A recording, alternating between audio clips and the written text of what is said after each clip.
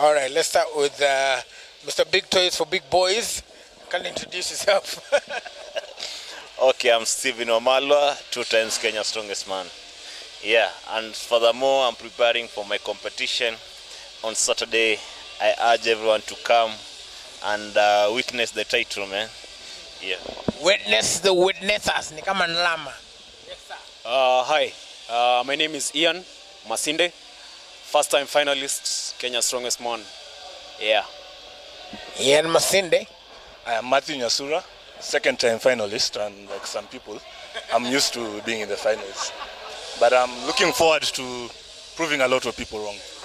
Yeah. Right, so I guess then since we'll start with you, then we'll talk to James a little bit later on as well.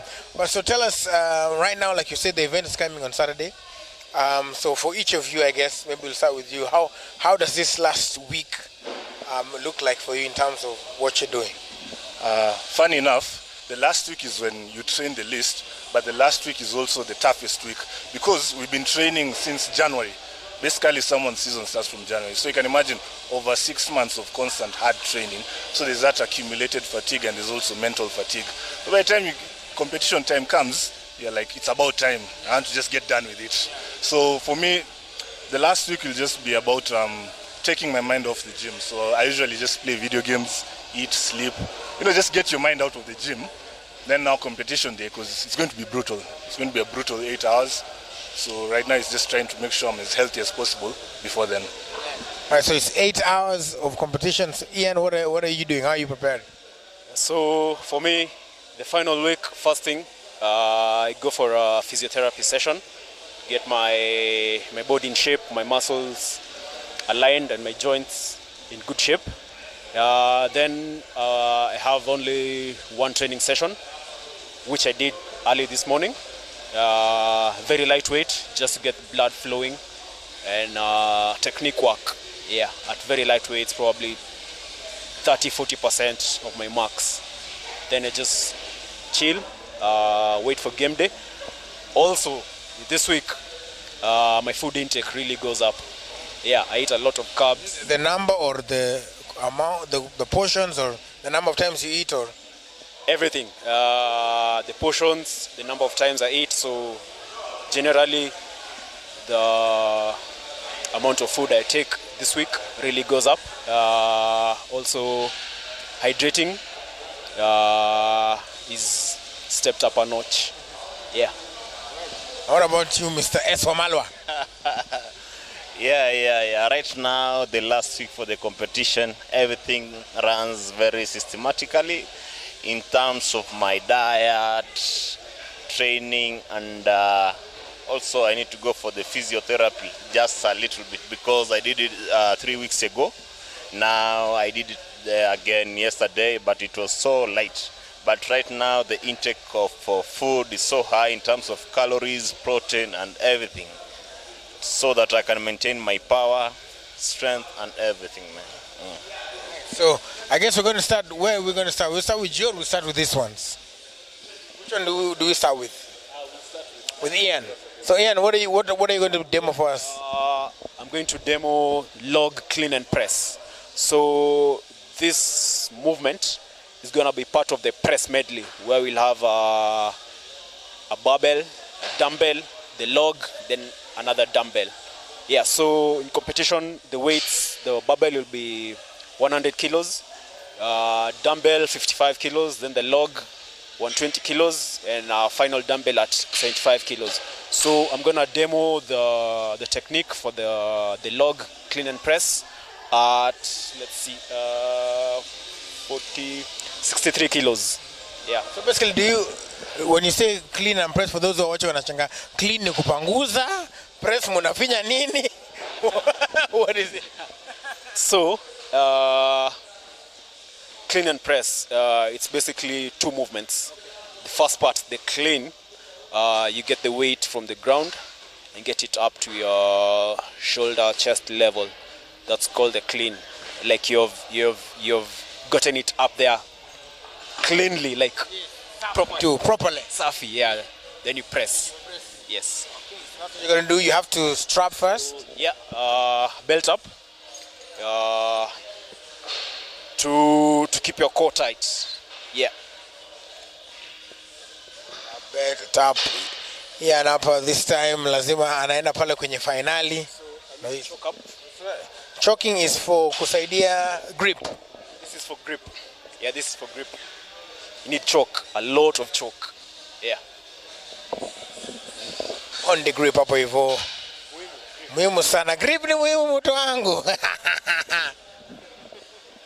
So it's choking up there. I'm going to go ahead and do it. So here we go. It's going to be there. I'm going to be with my camera up here. It's a log clean and press. Ian, one of the finalists for the Kenya Strongest Man. And there you go. Clean. And here comes the press. Press. Pondi kiss. You don't know. So normally on competition day, how many times are you supposed to do this? Are there reps to it, or is just the amount of weight you can clean and press? So it depends with the competition itself. In some competitions, it could be for several reps in a given period of time. In some, it could be for max weight. Yeah. So in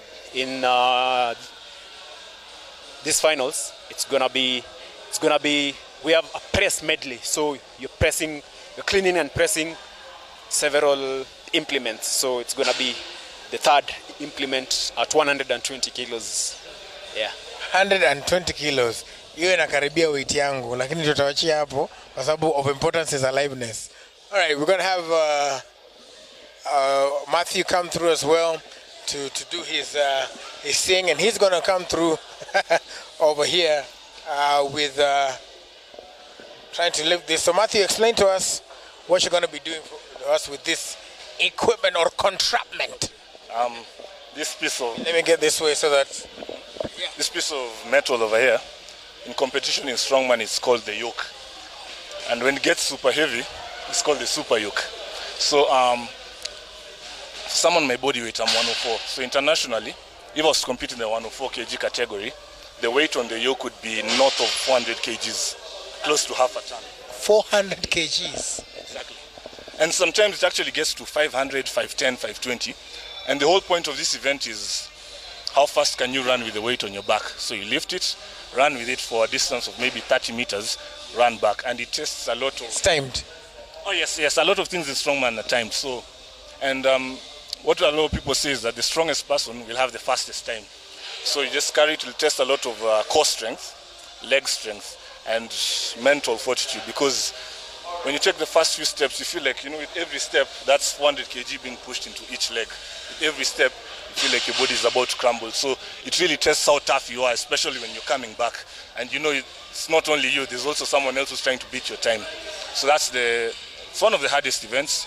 A lot of injuries usually happen for those guys who aren't well prepared for it. But if you're really prepared for it, you might get a headache, but nothing intense. It's going to be easy. Why would you get a headache though? Because of the intensity of the whole... Yeah, you'll have to hold your breath. So that pressure of holding your breath and bracing your body, if you aren't well hydrated and you're not prepared, some people get dizzy. But if you're prepared, there's nothing to worry about. Right, so you're going to show us how... Do you also need to get chalked up, anything, belts? This is a lightweight. This just over 100 kgs, so I don't need much for this. Another 100 kgs? Yeah, 100 kgs, I can assure you, is the weight, yeah, the cameraman today, one bundi. So bundi ujamana kubeba kwa mgongo. Okay. All right, so it's not going to go far, but it's going to show us what it is for right here on Daybreak.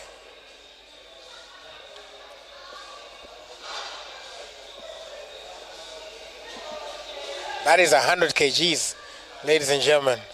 Anyway, tia Steve, Sheshi, kila mtu wanambeba hivyo tu wakienda tu.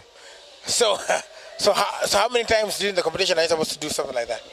Something like this, ideally, especially when the weight is really heavy, all you have to do is go and come back. Yeah, and the good thing about competitions is that as long as you're within the time limit, you can drop it, reset. Because realistically, you don't expect everyone to just get it right at one go. So you're given, let's say, 30 seconds to get there and come back. And it's actually quite simple. There's not much technique into it. As long as you're strong, you'll do well in this event. Yeah. And so even if you're carrying 400, notice it's nothing like kukusaidia hapa. Do you normally, is there some padding of some sort? If you try carrying padding, your friends, the people at the competition will make fun of you. So, So ni chuma. unless not kuitwa mtoto lifting 400, you might as well, you might get some blisters, but it's nothing permanent. Like there's no lasting damage that will be done by it. Yeah. Tell you, man, it needs mental. You said mental fortitude. I believe you. You need to get it a lot on the mental side. Let's go to Mr. Wamalo hapa hivi. Last time ulituambia sijui nakula my 60. Yeah. But right now everything goes nicely. I've increased my diet in terms of protein. Kabisa sahi. Kwanza sahi in terms of calories. What? Man, even before I came to the interview, I was eating somewhere. Lazima mwanaume ni kukula, strongman ni kukula. There is a friend of mine who normally competes in South Africa happened to tell me, Steve, do you know what? I say, I don't know anything. He told me, man, I'm rich. Then I say, oh, you are rich. Okay, thank God, man, if you are rich. He said, no, I'm not rich in terms of the bank, man. I'm rich in terms of appetite. Yeah. I'm also good. Everything's set for the Sato. I just ask everyone to come. Yeah. So what are you demonstrating for us today yourself? Yeah. The only thing that I can demonstrate today is about, we call it clean and press in terms of dumbbell, barbell, but today I'll only do it for the dumbbell alone. I'll do for the 70 kgs dumbbell. Then if probably next time I'll do for the 90 and 100, but today I only do for the 70 because I'm preparing for my competition. Yeah. 70 kgs. 70 kg hivi. Once again, kuna wale mnajua nyinyi ni 70 mkakanyaga weight scale, mnainuliwa. Nataka tu kuwaambia. But here we go. He's about to do it as well. So getting ready as well. Nice. This is a very interesting one for those of you who haven't seen it. This belt is not the conventional one as well. You know, like imeandikwa jina yake, and it's a different material. It's quite heavy as well. Who made this for you? Yeah, this one is one of my training partner called Kaki. Kaki, wherever you are, salute, man. I thank you for the belt, for branding, and also he is the person who do branding for me. Big toys for big boys. Hashtag Wamalo. Oh, that's his Kaki. That's his handle over there as well. I can see it. Cool stuff. So 70 kgs is going down. You have to wake up or kusaidia core. Yeah, I need to protect my core, my lower back, together with the spine for everything.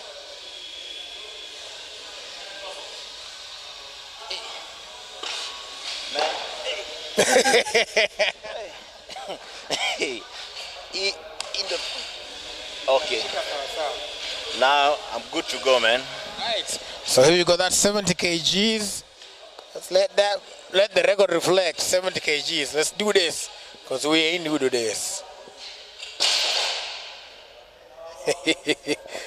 Preparing to do the 70 clean and press. Get that shock in there for the grip. Very important. So no grip vizuri. Twist and turn. Here we go.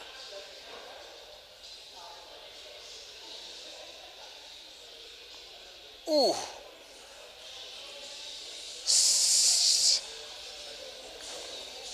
Oh.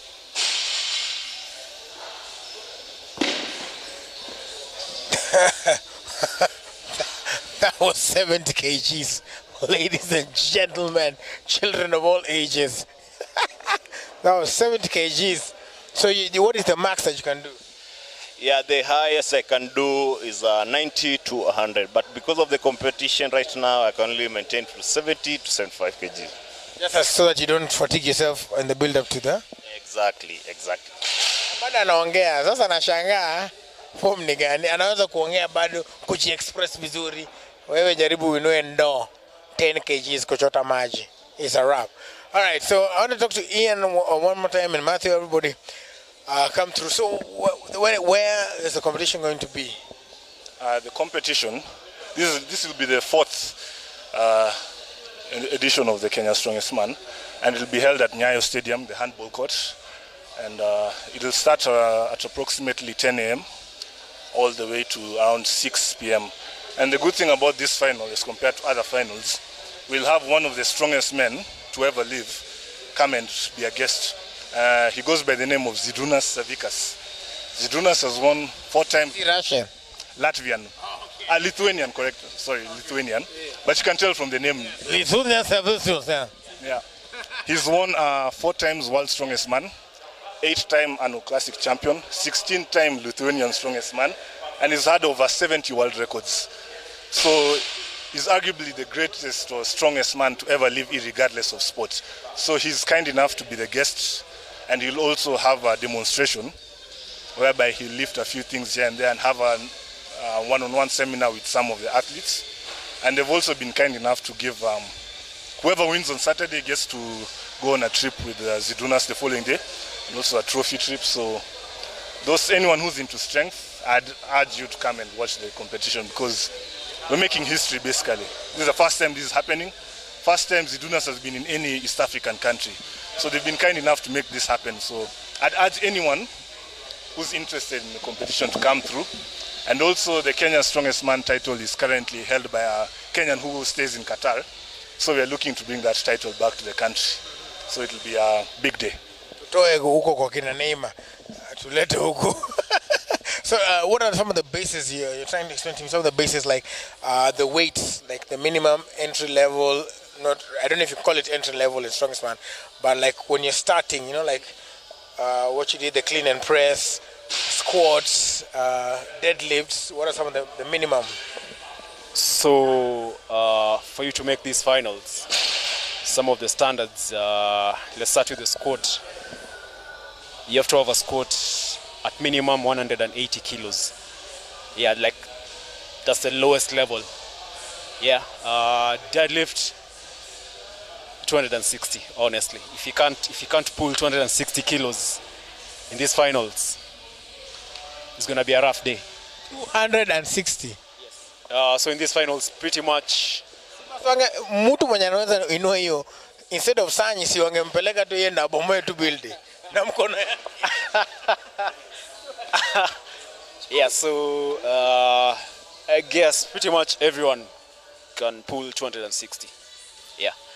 Then press, let's say, yeah, you have to be able to put 100 kilos overhead. If you can't press 100 kilos overhead, you mean? Yeah, you have to get 100 kilos overhead. Yeah, that's the standard. What else? Deadlift, you said 260. Squat 180. Press 100. Farmers walk, you need to be able. Farmers walk 120, because that's the competition weight. If you 120 on each side. If you can't, then you'll have a did not start, did not finish, did not start. Like you won't be able to, because that's the competition weight. Yeah. So for you to do well in something like the farmers walk, your training numbers need to be like 140 kilos. Yeah, so that's it. On each side. Tell you what, James, I'd like to invite you to come through because we want to talk about the event as well. So what happens after, we're having a discussion as well, what happened after the strongman in terms of, after the nationals, what's the next step for the people who participate? At this point, we are still working towards an African competition. We are getting a lot of inquiries and people getting interested to compete, our guys. So we are looking forward to a strongman, Africa's Strongest Man competition, a meetup in Nairobi. So probably early next year, we intend to bring in the guys from Ghana, Morocco, South Africa to come and take on Kina Amalo and Kina Nyasura here. Yeah. What would it take in terms of, is it support? Like what would it take to get it to that Africa level? Yeah, definitely the support, because we need a lot in terms of just the logistical organization, everything, the resources that go into organizing that kind of a competition, and definitely it's putting the country in a good spotlight. Internationally, with Zydrunas coming, we have the international spotlight now on Kenya, at least for this weekend. So definitely being able to bring in that kind of support, the support of partners and the government, then definitely we can do a big show in Africa, to promote the sport. For this event on Saturday, where can guys get tickets? How is it? What are the charges? We've gone digital this time round, so just dial *229*74#. It's a USSD code, and it will take you through the process of buying the ticket. You can also visit www.mtickets.com and check out the Kenya Strongest Man event, and you'll get the tickets there as well. For advanced tickets, 600 shillings for adults and 200 shillings for kids. And at the gate, it will be 800 shillings for the adults and 300 shillings for the kids. Yeah. And you don't want to miss this, because Zidruna's my friend. That's a plain puller. He's done, as Matthew said, he's 4 times. He's won the World's Strongest Man 4 times. He's won the Europe Strongest Man 8 times. He's won the Arnold Classic. He's actually considered the greatest of all time when it comes to strongman. So when you say plain puller, I literally I'm a Ruta Boeing. Yeah, he's pulled the Boeing. We're actually working on something. He should be doing a stunt in the CBD on Friday. If all goes well, we're just waiting for a few approvals, but he should be pulling a fire engine. So that's the kind of guy we are talking about. We pia tunafaa kumemploy kama anaweza pull fire engine, if you can pull corruption out of the country.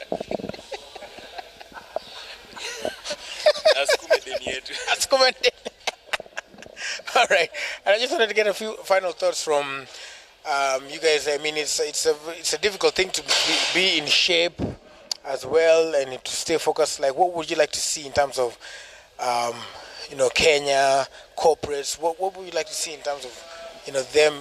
I mean, it must be difficult to maintain mkono hii. Yeah. First of all, I'll ask the government and all the sponsors to come in board to communicate with James and all the corporates to communicate with James at least, so that we can move the sport to another level. Yeah, right now it is on its own level, but we want it by next year, God willing, to get it to the next level. And furthermore, after this competition, we are looking forward to Qatar, Dubai. My colleagues are heading to Qatar. They're heading to Dubai in the next 2 months, and me, maybe most probably, I'll be heading to Qatar to compete for the Qatar Strongest Man. Matthew is heading at Arnold Classic in South Africa. You see, we have got good things coming on table, trying to discuss. But many sponsors to come, man, because it's not an easy sport, as I can say, because it requires physio, massage, diet, nutrition, nice training. You see, all of that, man, it's not easy. Yeah. Matthew, you're the one traveling to South Africa. Yes. Parting short would be, there are a lot of people out there that I know are very strong, but they're really scared of competing. I think they see what we do on Instagram, what we do on competition day, and they're a bit put away by what we're doing. And to all those people out there who think they can do strongman, you're welcome. Don't be scared to lose to a 22-year-old.